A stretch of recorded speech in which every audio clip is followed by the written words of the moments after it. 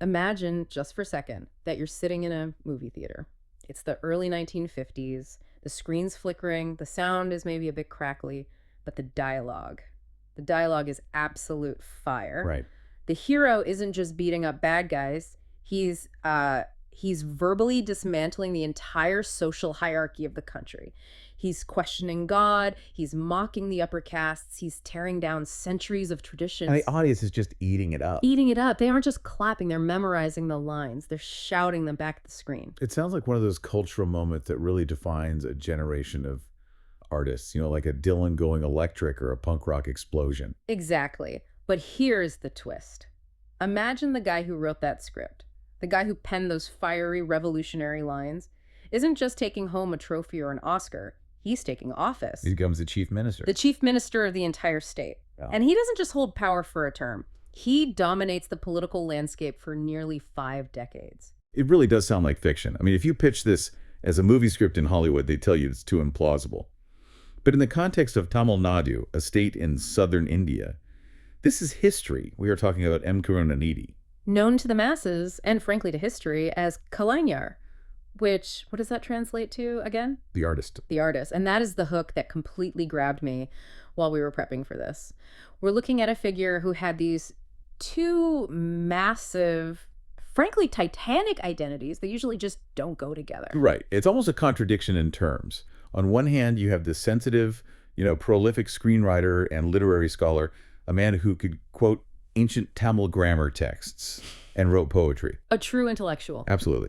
And on the other side, you have the ruthless, pragmatic political titan, a 5-time chief minister who, and I had to triple check this stat because it sounds completely fake, never lost a single election in 13 contests. 13 times he ran for his seat. 13 times he won. That is a batting average that just doesn't happen in modern democracies. Usually you lose one, you sit out a term, you bounce back. Yeah. This guy just kept winning. From 1957 until his death in 2018. It's an unbroken streak that spans, 60 years?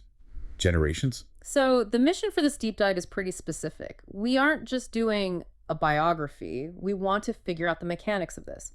How did a teenage activist running a handwritten magazine in a small village evolve into a leader who used cinema, literally used the movies, to rewrite the social fabric of a state? How do you go from writing dialogue to writing policy? That's the core question. Exactly. And to do that, we have to look at a really wide range of materials. We're looking at his biographical accounts, sure, but we're also going to analyze his film scripts, specifically the movie Parasakti, which is just crucial. Oh, we have to get into Parasakti. We will. Oh. And we'll look at his administrative records, from changing the name of the state to building these massive statues. It's a study in how culture and politics just bleed into each other. It's a journey from a small village to the absolute center of power. And I want to start right at the beginning because the origin story here is honestly wild. We aren't talking about a guy who went to law school, joined a debate club, and then ran for city council. No, not at all. We are talking about a 14-year-old rebel in rural India. A 14-year-old. To understand the 14-year-old Karunanidhi, you have to understand the atmosphere of 1938 in the Madras presidency. India is still under British rule, but there are local governments. The Congress Party is in power in the region, led by C. Rajagopalachari, or Rajaji. Rajaji. And Rajaji introduces a policy that just sets the state on fire. Compulsory Hindi in schools. Now, for a listener who might not be familiar with the linguistic dynamics of India, why was this such a flashpoint?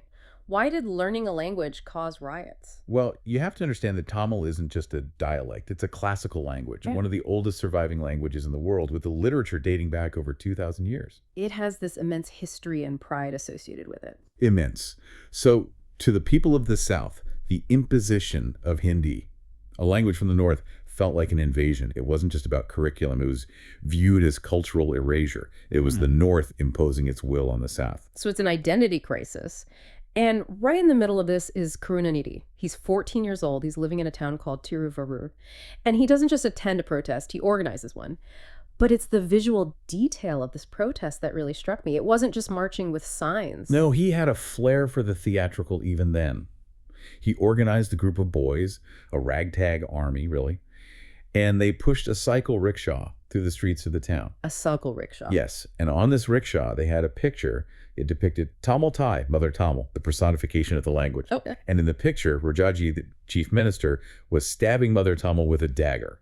And the dagger was labeled compulsory Hindi. That is incredibly graphic for a 14-year-old. It's violent, shocking imagery. It is. But it shows that he understood symbolism. He understood that to move people, you can't just have a logical argument. You need a visceral image. He was already directing a scene, in a way. He was creating a visual narrative of murder to describe a language policy. And his rebellion wasn't limited to the streets. It went right into the classroom. There is this anecdote that feels like something out of a coming-of-age movie, but it actually happened. He hands a protest pamphlet to his Hindi teacher in class. In the middle of class. It was a direct challenge to authority. He hands over the pamphlet and shouts, "Long live Tamil," right in the teacher's face. Wow. That takes some serious nerve. It does, and the consequences were immediate. The records say that the next day, the teacher called him out in front of the class. He wrote Hindi words on the blackboard and demanded Karunanidhi read them. And he couldn't. When Karunanidhi couldn't, or probably wouldn't, the teacher twisted his ear and slapped him. Which, knowing what we know about him now, probably didn't deter him at all. If anything, it likely just solidified his resolve. Oh, absolutely. It's the classic creating the monster moment. You punish the rebel, and you just make him more committed to the cause. It gave him a personal grievance to match the political one. Right. But while he was fighting against Hindi, he was also obsessively cultivating his Tamil. He wasn't just a street brawler, he was a student of the language.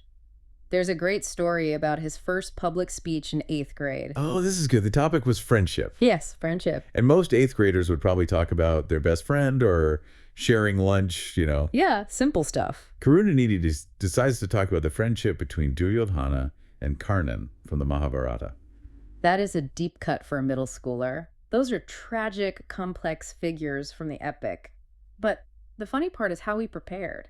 He didn't have the bait coach. He didn't have a mirror. He used the pillars in his house. The pillars. He spent 3 days walking around his house, delivering the speech to the stone pillars. He was treating the architecture as his audience. That speaks to his dedication to oratory. He understood that speaking was a performance. It wasn't just conveying information. It was about rhythm, projection, emotion. And that practice with the pillars was the training ground for the massive rallies he would address later. It's fascinating because it shows he was willing to put in the work when no one was watching. But let's talk about his writing, because before he was a screenwriter, he was a journalist, or, well, a teenage editor. He starts this magazine called Monumental, which translates to friend of students. He was 15. Now today, if a 15-year-old wants to start a media outlet, they open a TikTok account or start a Substack. It takes 5 minutes. Tell us about the logistics of Monumental. It was grueling. This is the late 1930s in rural India. There are no photocopiers. There are no home printers. Karunanidhi and his friends had to handwrite every single copy. Wait, they wrote out every copy by hand? Every single one. They would write the articles, draw the cartoons, and then copy them out. They produced 50 copies per edition. That is insane. Imagine writing the same essay 50 times in a row. That isn't just passion, that is obsession. It is. And they would walk miles to distribute them. That sheer effort is what attracted attention. You can ignore a pamphlet, but you can't ignore a kid who is willing to handwrite a magazine 50 times. And it worked. It got him noticed. It actually brought him to the attention of a communist operative in the area. This is a really interesting what-if moment in his life. Karunanidhi, the future Dravidian icon, almost became a communist. It was very close. The communist movement was strong in the region, and they admired his work ethic and his writing. A khadi-clad operative sought him out, praised the magazine, and encouraged him to form a student group. So he does it. He forms a student forum. They hold elections. He becomes the leader. It seemed like the start of a leftist career. But then the language issue comes back. It Yeah. always comes back to language with him. It does. The student group was a mix of people with different sympathies, some pro-Congress, some communists. And at one of their anniversaries, these members wanted to chant a slogan. They wanted to say, "Let Hindi grow," alongside "Long live Tamil." They wanted a compromise, a bipartisan approach. Exactly. And for Karunanidhi, that was a deal breaker, a red line. He flat out refused. He dissolved the forum immediately. He just blew the whole thing up. Blew it up. And here's the detail that shows his integrity.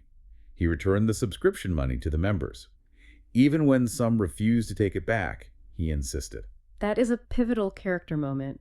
He was willing to destroy the platform he had built rather than compromise on his core ideology. It shows that for him, the Tamil identity wasn't just one part of his politics, it was the foundation.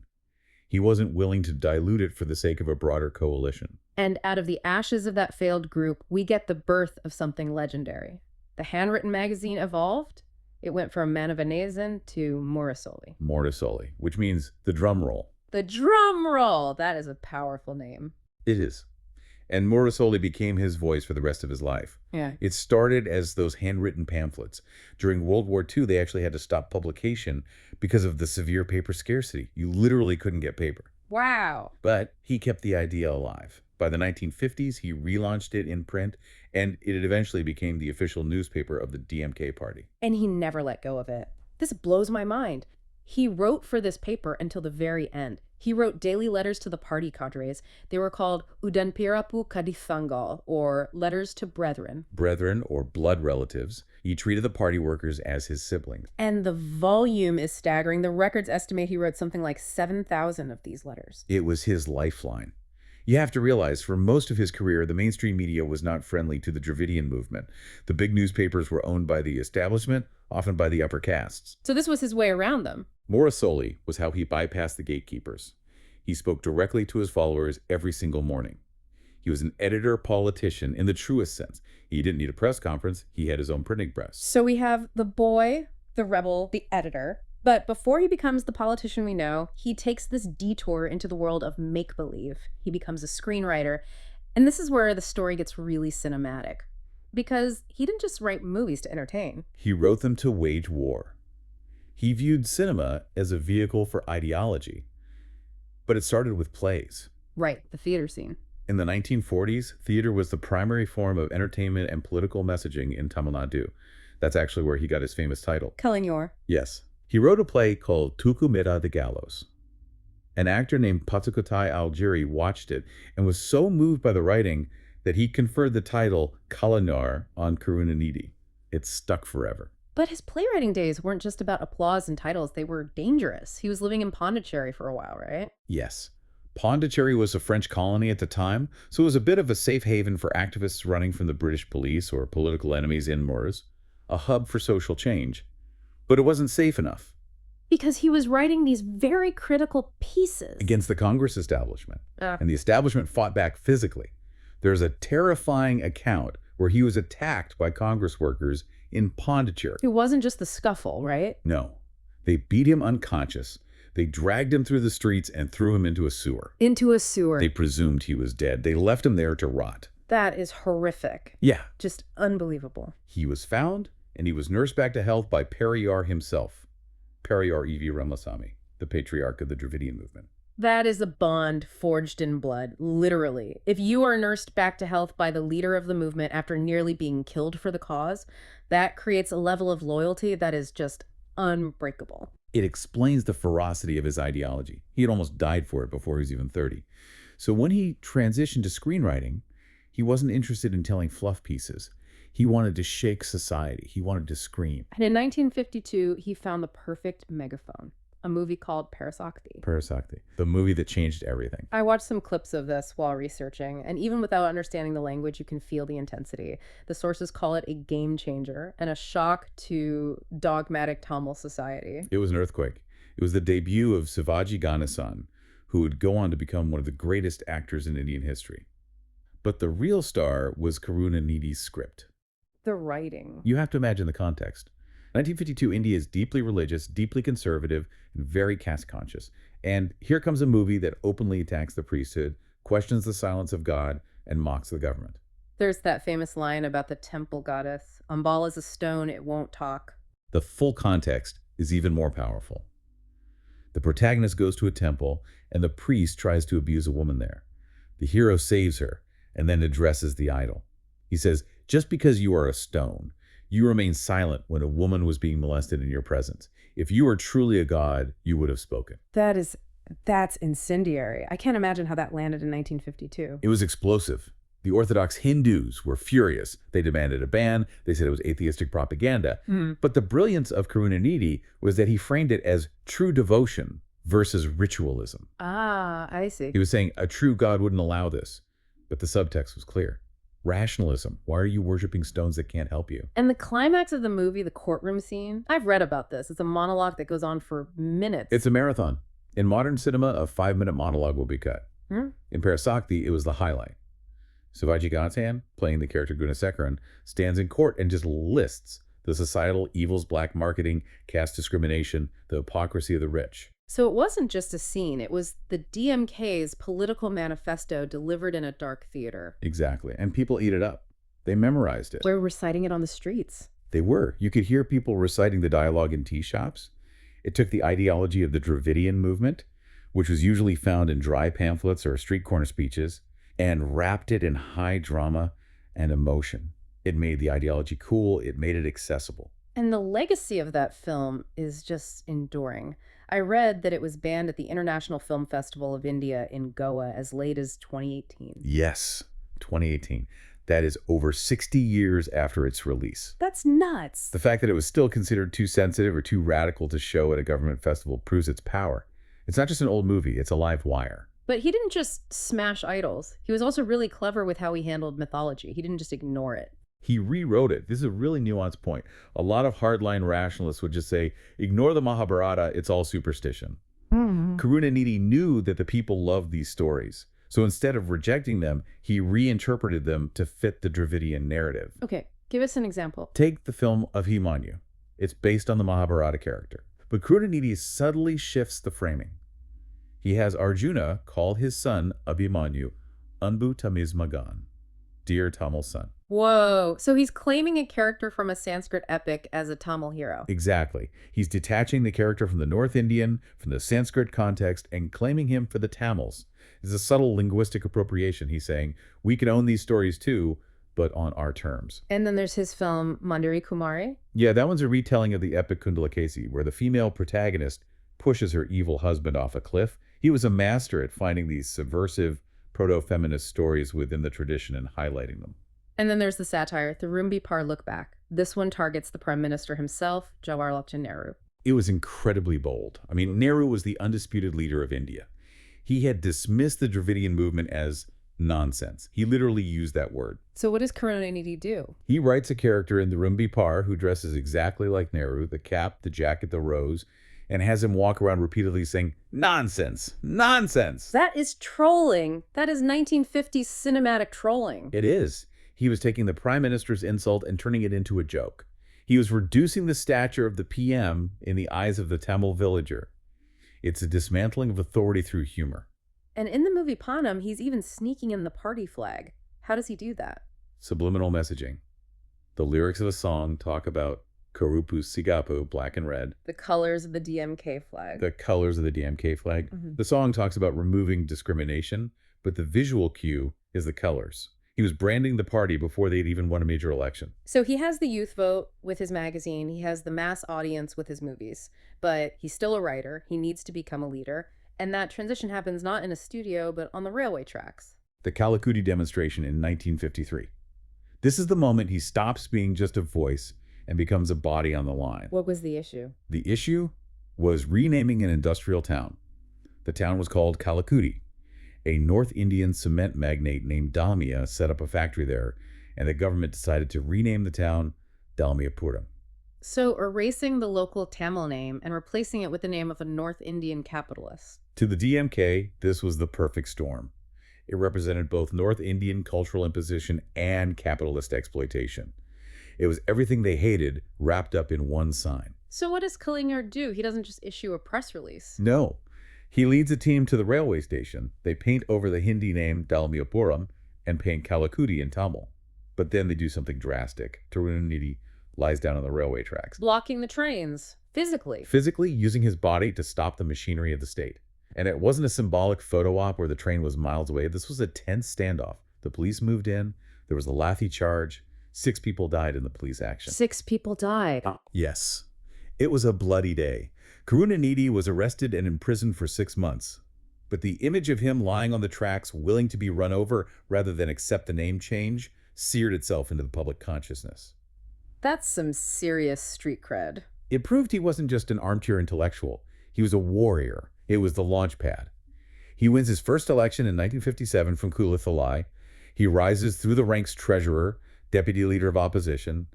And then, in 1969, the turning point. The death of Ennadurai. C.N. Ennadurai, the founder of the DMK and the first non-Congress chief minister of Tamil Nadu, passes away from cancer.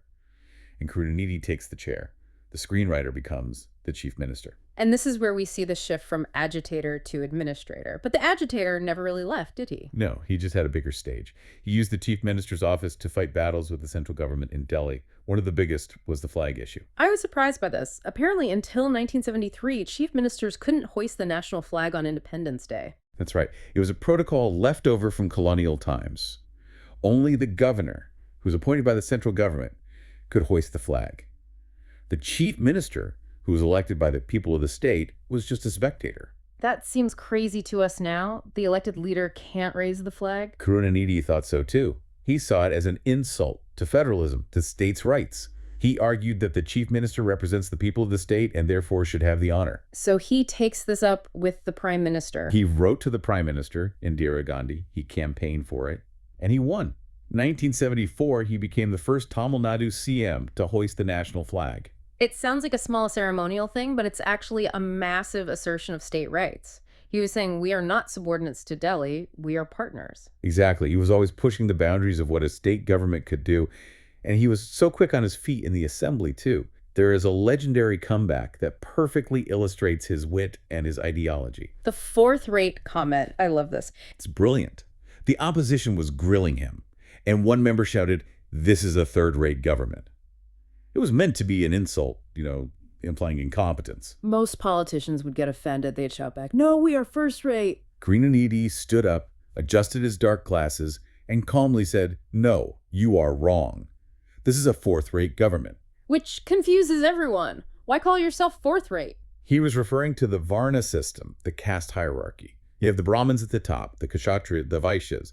The fourth Varna is the Shudras, the working class, the backward castes. Ah, okay. By calling it a fourth-rate government, he was flipping the insult. He was saying, yes, this is a government of the Shudras. We are proud of that. We represent the fourth estate. That is brilliant. He took a slur and turned it into a badge of honor. It's like linguistic judo. It silenced the opposition. How do you argue with that? He made the insult about caste pride. But his time in power wasn't all witty comebacks. We have to talk about the emergency. 1975. Indira Gandhi suspends civil liberties across India. It was the darkest period in Indian democracy.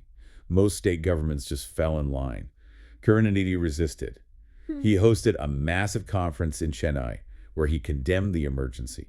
He refused to arrest opposition leaders who fled to Tamil Nadu for safety. He was making his state a haven for democracy. And he paid the price for that. He did. On January 31st, 1976, his government was dismissed by the center. President's rule was imposed.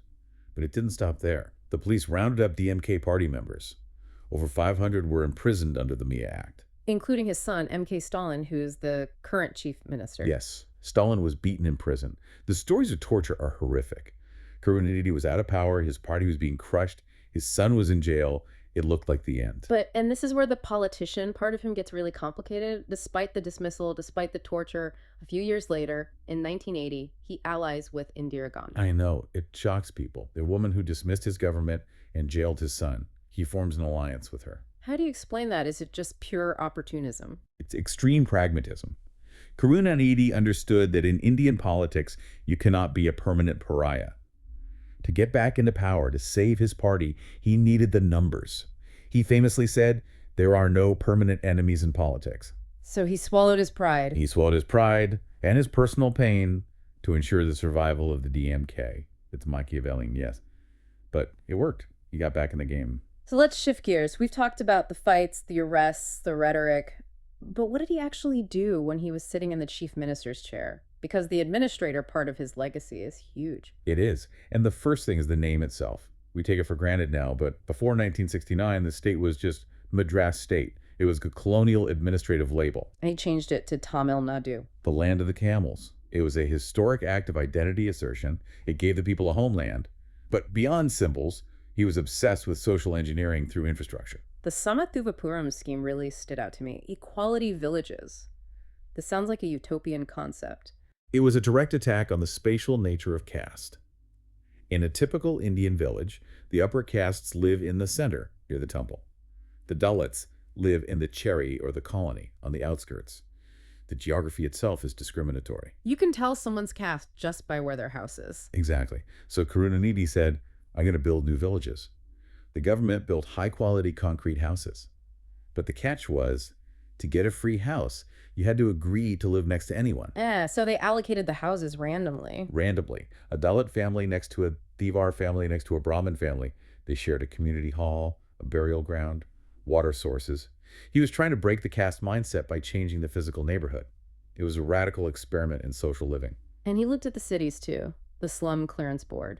Before him, the government approach to slums was usually bulldoze them. Karunanidhi said, no, these are workers. They need housing. He created a dedicated board to build permanent tenements for slum dwellers. God we shall see in the smile of the poor was his motto for it. And the rickshaws. This is a small thing, but it feels very humane. The hand-pulled rickshaws. You've seen photos of couples. A man running, pulling a cart with another human sitting in it. It's physically grueling and deeply dehumanizing. Yeah, it's awful. Karunanidhi banned it. He said, no man should be a beast of burden for another man. But he didn't just ban it and leave them unemployed. No. The government provided cycle rickshaws and later motorized auto rickshaws to the pullers. It was about dignity of labor. And then there's the Beggars Rehabilitation Scheme. The story of how he funded this is classic Karunanidhi showmanship. It's amazing. He wanted to start a fund to rehabilitate beggars, give them skills, healthcare. But instead of just taxing people, he decided to make a point. On his birthday, the chief minister of the state went out and begged. He literally begged. He walked into shops with a hundi, a collection box, and asked for alms. He said begging is not an insult to the person doing it. It is an insult to the country that allows it. By begging himself, he shamed the wealthy into contributing. That's performance art meeting social policy. We have to talk about the freebies, because this is often the biggest criticism of Dravidian politics. The free color TVs. Ah, the color TVs. In 2006, the DMK manifesto promised a free color TV to every household that didn't have one. Critics went nuts. They called it bribery. They called it fiscal irresponsibility. Buying votes with tax money, that was the line. That was the accusation. And there is truth to the fiscal burden. But if you look deeper, as some sociologists have, there was a different game being played. It was about information access. How so? By putting a TV in the poorest rural household, he was connecting them to the world. Suddenly, a woman in a remote village can see news. She can see how people live in cities. She can see political debates. It shattered the isolation of the rural poor. It democratized information. It did. And, not so coincidentally, it exploded the reach of the media channels, including his family's own channels. So it was empowerment, but also a savvy media strategy. Always both with him. Always both. And then there is the affirmative action. This is the bedrock of his policy. He kept increasing the reservation quotas. He pushed the total reservation in Tamil Nadu to 69%, the highest in the country. He created a specific subquota for the Arinthayars, who are the most marginalized among the Dalits, often involved in manual scavenging. He was getting very specific with it. Very specific, and he created a separate reservation for Muslims. But the boldest move was the temple priests legislation. In 2006. Yes. He passed a government order stating that any Hindu with the appropriate training could become a priest in state-run temples, regardless of caste. This strikes at the heart of the caste system. Traditionally, only Brahmins could enter the sanctum sanctorum. Precisely. Periyar famously called the sanctum the fortress of the caste system. Karunanidhi tried to storm that fortress with legislation. It faced massive legal challenges, Supreme Court battles, but the intent was clear. He wanted to secularize the holiest space in Hinduism. Now, usually, if you are a full-time politician doing all this, fighting emergencies, building villages, winning elections, creating controversy, you don't have time for hobbies. Maybe you play golf. But Karunanidhi wasn't just a politician. He was a Tamil scholar. Muthuvel Karunanidhi. This wasn't a vanity title. He maintained a serious, high-level literary career while being chief minister. It's just hard to fathom. Imagine a Western president writing a commentary on Beowulf while in office. It's unthinkable. Mm-hmm. But Karunanidhi wrote a commentary on the Thulkappiyam. What is the Thulkappiyam? It is the oldest extant Tamil grammar text and work of poetics. It dates back to the early Common Era, or even earlier. It is incredibly dense, difficult, scholarly material. So not light reading. Not light reading at all. For a sitting chief minister to write a modern commentary on it, it just shows a level of intellectual engagement that is so rare. He also wrote historical novels. Yeah. Ramapuri Pandian, Punar Shankar. He was using fiction to reconstruct Tamil history. He wanted the Tamils to feel like a martial, glorious race. He was building a national mythos through his books. And he built physical monuments to this culture too. The massive Thiruvelluvar statue in Kanyakumari. This is iconic. If you go to the southern tip of India, where the three seas meet, you see this colossal stone statue rising out of the water. It's 133 feet tall. And that number isn't random. It never is with him, is it? No. The Thirukkural, the most revered Tamil ethical text written by Thiruvelluvar, has 133 chapters. The statue is 133 feet. It was his way of saying, this text is our Statue of Liberty. This is our moral compass. And it was unveiled on January 1st, 2000. A millennial monument. And getting classical language status for Tamil in 2004, that was a huge fight. He lobbied the central government relentlessly. What does that status actually do? Is it just a label? It puts Tamil on par with Sanskrit historically. It opens up central funding for research, chairs in universities. It was about validating the antiquity of the language on the national stage. He wanted the world to know that Tamil wasn't just a regional language, it was a classical civilization. And finally, the World Tamil Conference in 2010. He organized it, and of course he wrote the theme song. Of course he wrote the theme song. Semajiyana Tamiz Mojiyam, composed by A.R. Rahman. It was a massive cultural spectacle. Karunanidhi was on stage, surrounded by scholars from around the world. He was in his element. He was the king poet. But we have to talk about the physical toll. Because for the last part of his life, he wasn't the young man jumping on trains. He faced some serious physical challenges. It started early. The dark glasses, if you Google him, you see the dark glasses. They are iconic. But they weren't a fashion statement initially. I always assumed it was just swagger. Like a movie star. It became swagger. But it started because of a severe eye injury in a car accident in 1953. His left eye was damaged. American ophthalmologists advised him to wear dark glasses to protect it from sunlight. And he just kept them? He put them on in 1971, and he never took them off. They became his mask, his brand. And later the wheelchair. After a failed spinal surgery in 2009, he lost the ability to walk. For the last decade of his life, he was in a motorized wheelchair. But, and this is key, he didn't retire. He didn't step back. He continued to lead the party, address rallies, and maneuver politics from that chair. There is one moment of vulnerability that really stands out, though. The midnight arrest in 2001. This was high drama. His arch rival, J. Jayalalitha, was in power. She ordered a crackdown. The police stormed Karunanidhi's house in the middle of the night.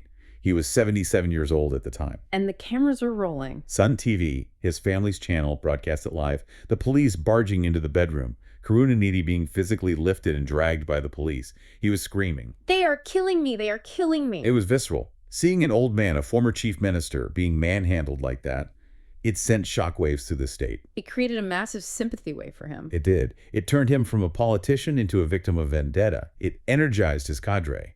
It showed that even at his lowest, he knew how to perform for the camera. Even in his arrest, he controlled the narrative.